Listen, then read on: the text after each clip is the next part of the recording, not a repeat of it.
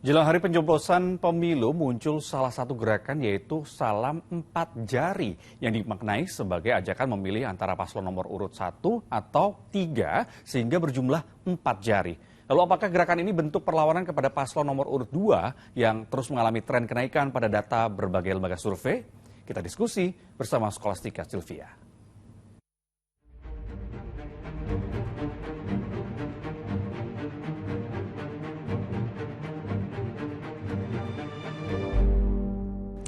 Makin dekat hari pencoblosan, kerasa nggak sih makin panas juga atmosfer politiknya.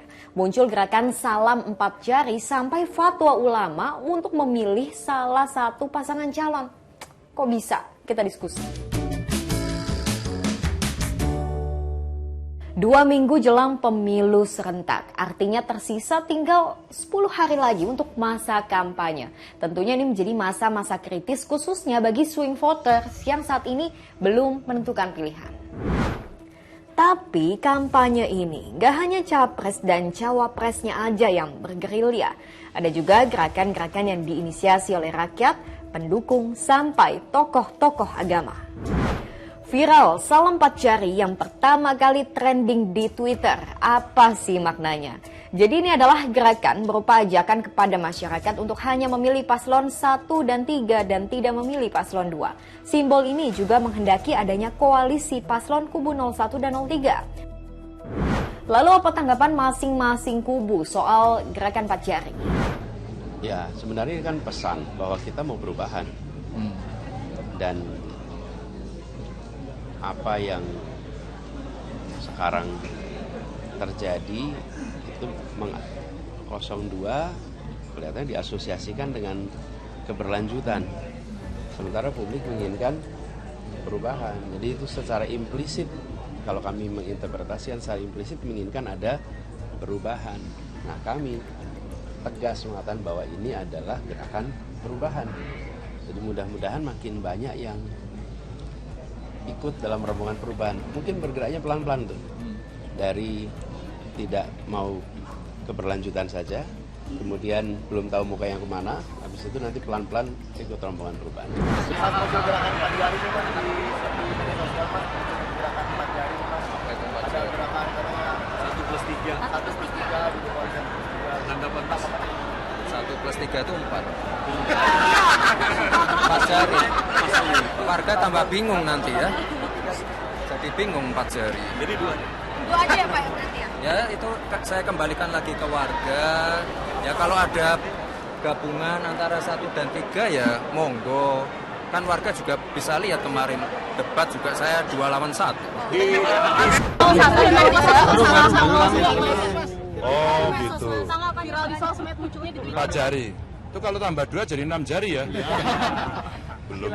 Belum lah, kita tunggu dulu. Kan pemilunya masih 14 Februari, gitu kan. 14 Februari kita tunggu, baru setelah itu kita akan bicara. Kita nggak tergesa-gesa. Bahwa ada semangat-semangat dari masyarakat, itulah demokrasi, itulah ekspresi. Maka seorang yang yakin, siapapun kekuatan di sini tidak akan bisa menghambat apa yang dimau oleh rakyat. Pertanyaannya, kenapa bisa sampai timbul gerakan semacam ini? Ini analisa pengamat. Kita lihat kan bahwa suaranya 01 dan 03 ini ketinggalan jauh dibandingkan dengan 02 gitu. Sehingga dicari celah untuk bisa menekan suara 02 minimal untuk ya agar tidak sekali putaran begitu. Nah, karena itulah kemudian dicoba sebuah gerakan sosial gitu ya. Kenapa saya kasih tanda kutip gerakan sosial? Karena kita bisa menduga bahwa yang terlibat dalam gerakan 04 ya atau simbol 4 jari itu adalah orang-orang yang memang menjadi bagian dari 01 dan 03. Perlawanan kepada kelihatannya kepada Pak Jokowi itu dilakukan narasi-narasinya dari lawan politik Jokowi gitu. Karena Pak Jokowi dianggap memihak kepada paslon tertentu. Makanya kalau kita lihat misalkan ada 01, 02, 03, maka ya di 4 jari itu ya salam 4 jari itu yang dianggap bentuk perlawanan kepada pemerintahan Pak Jokowi. Saya melihatnya seperti itu. Salam 4 jari menurut saya gerakan yang memang otentik datang dari warga gitu kan. Karena ini ada aktivis-aktivis di Partai Hijau di Indonesia yang kemudian membuat gerakan salam 4 jari ini ya asal bukan 02 kan gitu. Jadi boleh 03, wajib 03 atau 01, tapi nggak boleh 02 kan gitu. Jadi menurut saya ini kan bagian dari satu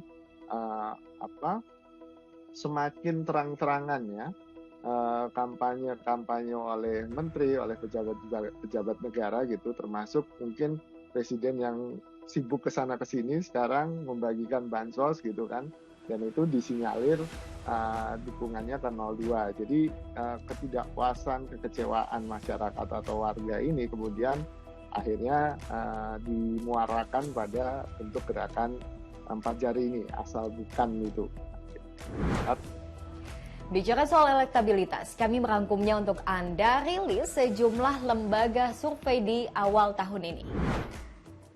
Carta Politika, survei 4-11 Januari 2024. Prabowo Gibran 42,2%, Ganjar Mahfud 28%, Anies Mohaimin 26,7% dan tidak menjawab 3,1%. Indikator Politik Indonesia, survei tanggal 10-16 Januari. Prabowo Gibran 48,55%, Anies Mohaimin 24,17%, Ganjar Mahfud 21,60% dan tidak menjawab 5,68%. Lingkaran Survei Indonesia atau LSI DNIJA, survei tanggal 16-26 Januari. Prabowo Gibran tembus 50,7%, Anies Mohaimin 22%, Ganjar Mahfud 19,7%, lain-lain dan tidak menjawab 7,6%. Dengan perbedaan yang tipis antara paslon 01 dan 03 yang masih sangat mungkin saling berkejaran, sementara paslon 02 yang konsisten berada di puncak elektabilitas. Mungkinkah gerakan-gerakan yang ada di masyarakat saat ini bisa menggoyang elektabilitas? Bisa berpengaruh ke elektabilitas, ya tentu saja bisa berpengaruh karena ini bentuknya gerakan yang datang dari akar rumput gitu dan menyasar pemilih rasional dan pemilih pemula sebenarnya kan, yang kebanyakan juga eager atau sangat bersemangat untuk mengetahui apa yang terjadi di politik gitu Mas. Jadi menurut saya ketika gerakan ini kemudian disandingkan dengan argumen-argumen yang rasional, tentu ini bisa bisa mempengaruhi publik terutama pemilih rasional untuk tidak memilih pasangan calon tertentu. Sebagai sebuah gagasan tentu sah-sah saja, tetapi kalau kita bicara efektivitasnya, menurut saya dengan analisa yang tadi itu agak sulit dan tidak akan membuat perubahan-perubahan yang signifikan atau nyata gitu. Survei elektabilitas saat ini memang bisa memberikan prediksi, tapi apakah serta-merta menggambarkan hasil pada Pilpres mendatang? Ya belum tentu. Tersisa 9-10 hari sebelum memasuki masa tenang. Singkat, tapi ingat, banyak juga yang bisa terjadi bahkan dalam hitungan jam. Akankah ada kejutan-kejutan lain? Kita nantikan. Saya Sylvia, makasih sudah diskusi.